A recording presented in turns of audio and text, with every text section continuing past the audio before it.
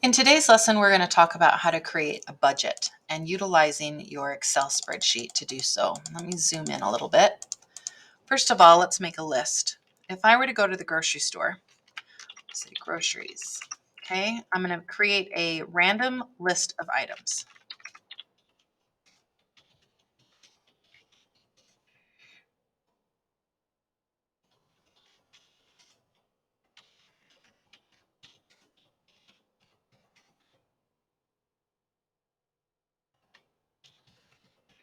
Okay, so here's some items that I would like to buy at the grocery store.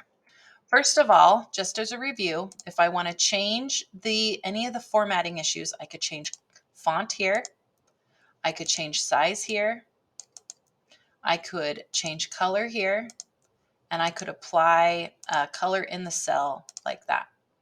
If I want to extend the column, I can either click and drag to the right, or I can double click and it will take the size of the text in that column that's the biggest. Okay. Now in this column, let's think of how much things cost. As a reminder or a review, if I want to make this cell look like this one, I want to copy. I've called it in class copying what the outfit looks like. So I'm going to click on this and I'm going to click once on Format Painter, and it's going to copy what it looks like.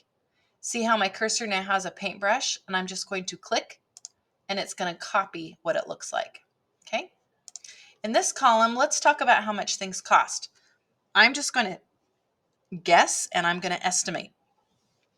Let's say a loaf of bread is $2.50. Let's say milk is $1.99. Cheese is about $5 a brick. Chips are about, let's say, $4.25. Lunch meat, it depends on what I'm buying, so I'm just going to keep it at $5. A can of corn is about 75 cents. Salsa, again, depending on what I buy, let's say $2.75. And cereal can be anything from cheap to really expensive. Let's do $3 even. Okay. So in this column, you notice that I have prices, but they don't look like prices. I need to classify these cells as currency. And to do that, I can do it two different ways. I can click on this dollar sign right here in the number, or I can click the drop down and choose currency. When you apply currency, it gives you a dollar sign, and it makes all of your numbers have 2 decimal points for the cents. Okay, I'll do that again. I can select the group individually, or I can just click on the column header saying everything in that row is going to always be currency, and I can click the dollar sign. Now I want you to notice something. When I clicked the dollar sign, it didn't necessarily categorize it as currency. It categorized it as accounting. They're the same thing, except accounting has the dollar sign on the left. Currency puts the dollar sign right next to the money.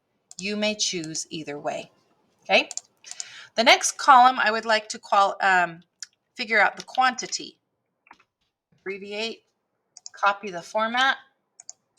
Quantity is how many am I going to buy? Let's say I need 1 loaf of bread, 2 jugs of milk, 1 block of cheese, 2 types of chips, 1 lunch meat, let's say 4 cans of corn, let's say 2 salsas, and 3 cereals.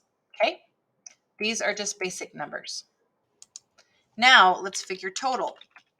If I were to go to the grocery store and I bought 1 loaf of bread at $2.50, how much would that cost me? So we need to do some math. When I do math in Excel, I always type equals first. Then I'm going to click on the cell that has the cost, or I could click on the cell that has the quantity. Let's do that first. So if I buy 1 loaf of bread, then it's going to cost me $2.50, so I need to multiply. The multiply buttons are either Shift 8, or there is a multiply sign on the number pad above the 9. Okay, so quantity 1 times price, press enter, and it's going to cost me $2.50. Here's the answer, and here's the problem, or the math equation. I can use this fill handle to pull down, and it's going to copy that math problem. Quantity in C3 times price in B3.